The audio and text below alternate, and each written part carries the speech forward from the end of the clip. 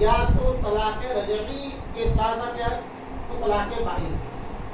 طلاق رجعی ہے تو رجعت کا اختیار ہوگا, طلاق بائن ہے تو رجعت کا اختیار نہیں ہوگا, مگر یہ طلاق اسی میں داخل ہے. اس میں اسی میں الطلاق مرتان, الطلاق مرتان سے طلاق رجعی مراد ہے.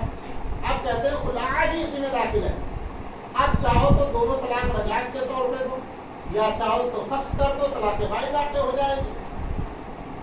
لیکن ہے تو اسی دو طلاق ہے, کوئی مستقل سے الگ طلاق نہیں ہے.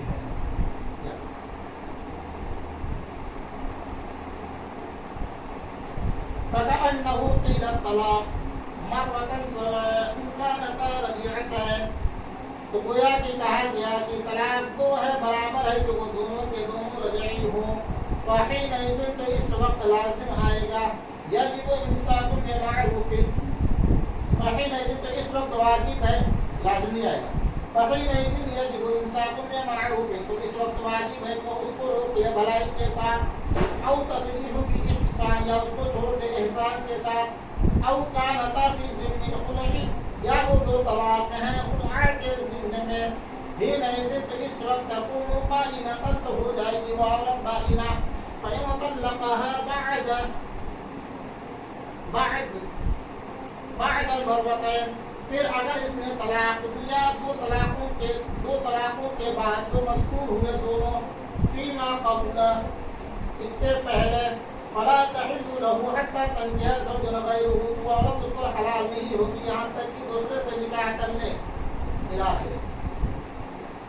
وعلى هذا التقرير, اور اس تقریر پر اندفع ما قیل, مندفع ہو جاتا ہے جو انہوں نے کہا.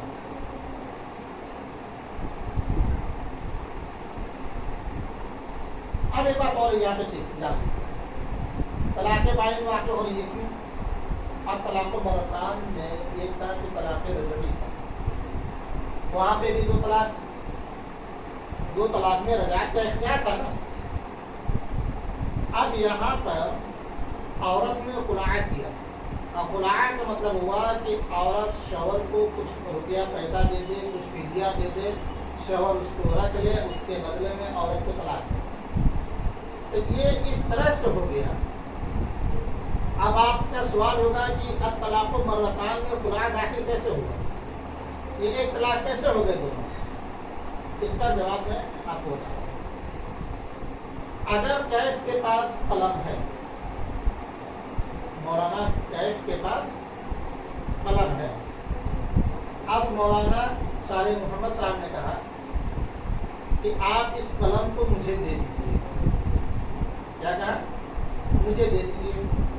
اب چاہیں تو آپ مجھے ایسے ہی دے دیجیے, یا تو آپ اس کی قیمت لے لیجیے. اب اگر مولانا کیف نے مولانا صالح کو قلم دے دیا بغیر عوض کے, تو مولانا کیف کو اختیار ہوگا کہ دوبارہ ان سے قلم مانگ لیں. لیکن اگر انہوں نے پیسہ لے لیا تو پھر ان کو اختیار نہیں رہے گا کہ وہ دوبارہ قلم مانگیں. ایسے ہی طلاق رجعی میں ہے, اور طلاق مرتان فرمایا کہ دونوں ایک یہاں پہ. تو طلاق رجعی میں شوہر اس کو طلاق دے رہا تھا تو پھر اس کو رجعت کر رہا تھا وہاں پہ, تو عورت سے کچھ لے نہیں رہا تھا, عورت سے کچھ لے نہیں رہا تھا شوہر. لیکن خلع میں عورت سے پیسہ لیا, اس لیے اب اس سے رجعت نہیں کر سکتا. تو اب ہم یہ تو نہیں کہیں گے کہ قلم دو ہو گیا. قلم ایک ہے, لیکن ایک میں انہوں نے پیسہ نہیں لیا تو واپس کرنے کا اختیار تھا, جیسا کہ رجعت میں واپس کرنے کا اختیار ہوتا ہے. اور اگر پیسہ لے لیا تو پھر مانگنے کا اختیار نہیں ہوگا, اسی لیے وہ طلاق بائنہ ہو جاتی ہے. عورت خلع کے ذریعے عورت طلاق بائنہ ہو. امید ہے کہ آپ لوگ مکمل طور پہ سمجھ گئے, اور جتنی بھی قرآن عظیم کی آیتیں آ رہی ہیں اس کو آپ زبانی یاد کرنے کی کوشش کریں دلائل کے ساتھ. آئی بات سمجھ میں؟